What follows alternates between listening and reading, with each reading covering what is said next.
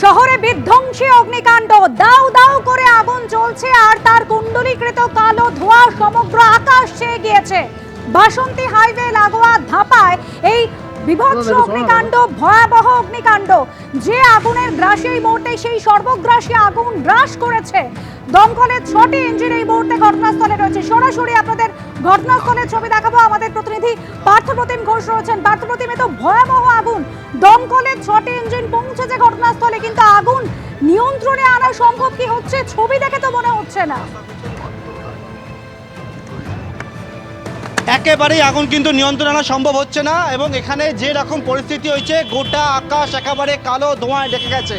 আমার সহকর্মী অতনু কুণ্ডু যে জায়গার ছবি তুলে ধরছে, এই জায়গা থেকে যদি ভেতর দিকটা আরও যায়, অত্যন্ত ভয়াবহ সেই পরিস্থিতি। ইতিমধ্যে দমকলের প্রায় একাধিক ইঞ্জিন এসছে, 6টা ইঞ্জিন এসে পৌঁছেছে, কিন্তু এখানে কিন্তু আগুন যে নিয়ন্ত্রণে আনা সেই কাজ যেটা করতে হচ্ছে, সেটাই কিন্তু আগুন যেটা লেগেছিল সেটা প্রথমে ট্রান্সফরমারে আগুন লাগে এবং সেখান থেকে আগুন ক্রমশ ছড়াতে শুরু করেছে, এবং তার পাশে একটা গোডাউন আছে, সেই গোডাউনের মধ্যে আগুনটা ছড়িয়েছে।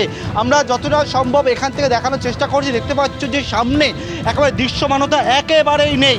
এই যে জায়গায় আমরা দাঁড়িয়ে রয়েছি, এখানে কিন্তু এই রকম যে ভয়াবহ পরিস্থিতি, আগুন জ্বলছে এবং কালো ধোঁয়ায় গোটা জায়গাটা সম্পূর্ণভাবে ঢেকে গেছে।